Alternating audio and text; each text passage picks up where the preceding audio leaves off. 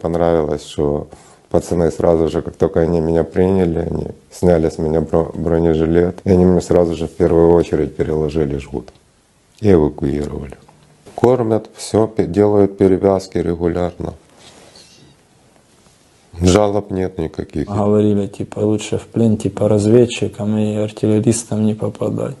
Что, типа, они не выживают и их добивают. В принципе, уже сколько дней я живой, здоровый. Меня могли так же самое не брать в плен. А могли так же само положить просто. Будьте людьми чести. Просто. Поступайте по чести. По-другому никак. Это все-таки братские народы. Это правда. Да, наше руководство нас бросило, оставило нас без поддержки, вообще с одними автоматами против артиллерии. Это нереально так. Подставили нас, офицеры сбежали. Наше руководство нас оставило просто. Само просто ночью поразъезжалось, а нас просто оставили, не знаю кого. Да, так получается, что мы были оставлены, чтобы они ушли, а мы остались. Да, я могу сказать, что нас бросили на войне. Да, даже по нам в вагоне шел, когда уезжали. Даже не могли спрятаться от этого всего. Я был сам от этого в шоке, меня ще досі трясет. Ну так, да, тому що ніхто нічого конкретно, нічого не робив, і ми так, як ти казав, самі по собі. Мы крайние боеприпасы раздали где-то в районе 7-8 апреля в подразделения наши. То есть на тот момент уже боеприпасов не было, по крайней мере на складе, и они были уже розданы в подразделения. А в подвалах, то, что мы видели, вот эти все боеприпасы, где ваши ребята жили, ночевали? Не знаю. Все боеприпасы были выданы на тот момент. Если бы боеприпасы выданы были, если бы у меня были боеприпасы на тот момент, то я бы, соответственно, не выходил бы, еще бы находился там же. I'm very disappointed in the state. We were ditched and ditched again. The whole battalion thinks we were treated like cannon fodder. They just abandoned us in there. That's all. I am Zagorsky Vladimir, born in 2001. I am in the army since 2018.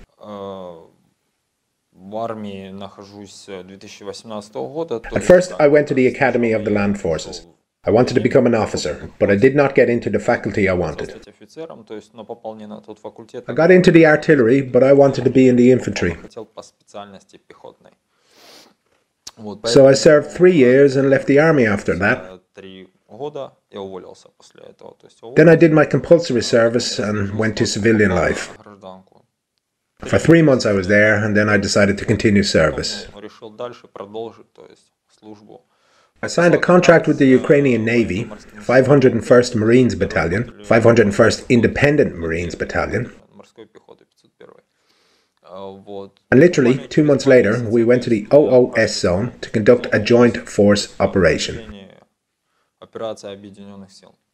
It was at the beginning of December 2021 we went.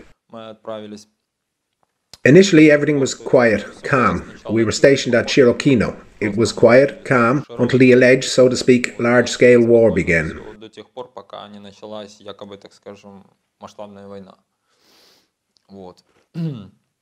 As for what was happening there, I can say that all the lads were morally fortified, very strongly. All were ready to the last stand. Stand, stand. All the Marines.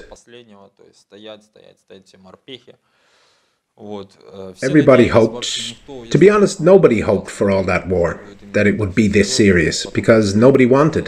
Both on the other side and on our side, nobody wanted big consequences, because everybody understood how it would all end. Regarding food and supplies, it was very tight, because we were surrounded in a very serious ring. First in one ring, then another ring. They constantly fed us lies that support was coming, support was coming. In the end, no support was coming to us at all. That's what they told you? They promised, yes, that support was coming. 1 brigade, 2, 3. We were a little stronger in spirit because there were very few of us left, in principle. And we were surrounded for about 2 months, 40 days in the ring, simply for nothing. Without supplies, without ammunition, without food, without anything. We were taken prisoner, if I'm not mistaken, either on the 4th or the 3rd. It so happened that we stood on our positions and already understood that everything was very bad, very bad. We had nothing to eat, each of us had only 4 magazines on himself, 1 grenade each, and there was no artillery at all.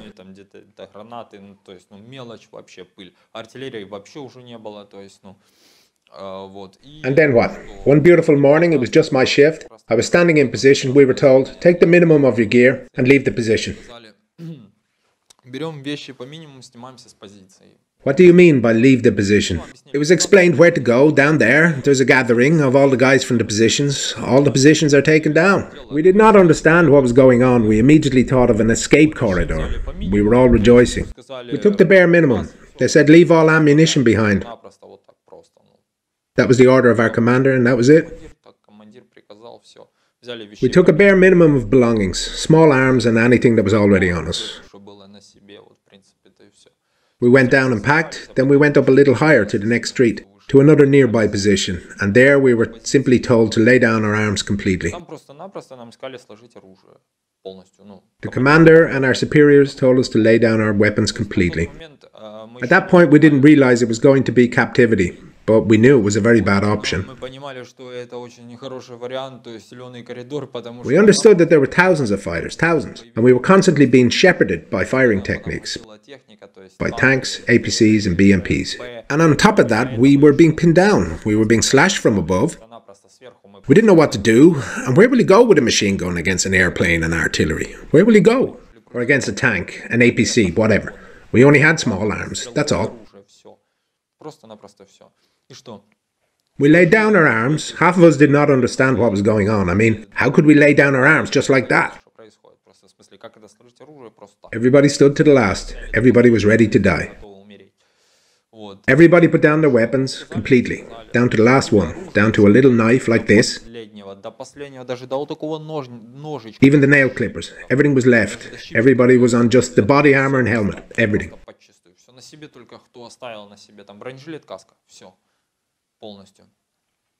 And then when we continued moving, we were explained that it would be captivity. We were surrendering. It's captivity. Some people even stayed there, just stayed there. Well, they didn't understand just what they were doing, and many of us just really understood that it was first of all the commander's decision to surrender.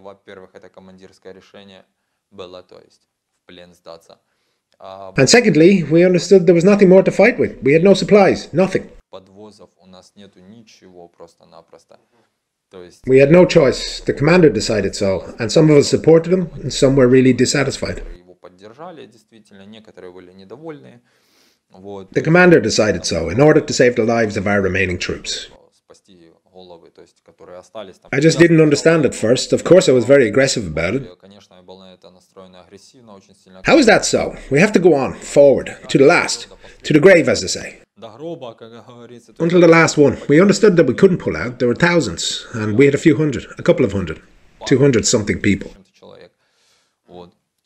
There was one ring we were in, and the second ring was narrowed like this. That is, neither this nor that. That was it.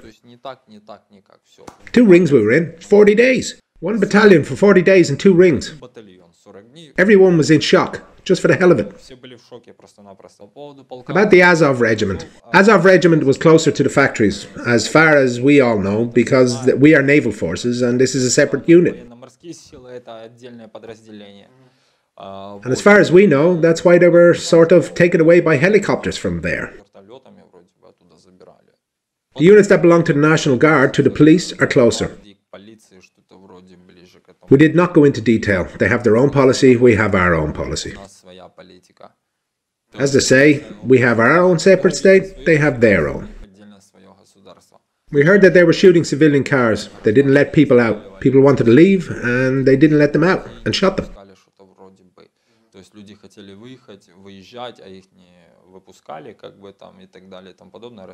I have a very negative attitude towards this because, first of all, everything is clear, but when you see who is sitting in the car,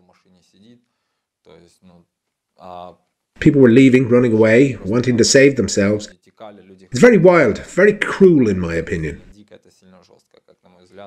I would just like to go home to my family. With the army, I hope it will be final. Everything. Taboo. Because I am very disappointed in the state. Окончательно все табу, то есть потому что очень сильно разочаровался в государстве. We were ditched and ditched again. Кинули и снова вкинули. То есть мы The whole battalion thinks we were treated like cannon fodder. They just threw us in and abandoned us there. That's all. I love my relatives very much. I love my girlfriend Diana very much. Very much. I love my mother Natasha. Soon I hope all this will be resolved, this war will be over, because already, as they say, there is neither strength nor nerves. The whole battalion, all the men. There is no desire to continue because everyone is very exhausted. Everyone wants to go home. I do not plan any further military service, at all. I just want to go home to my family, to start a normal, civilized family life. So I don't have any plans to continue.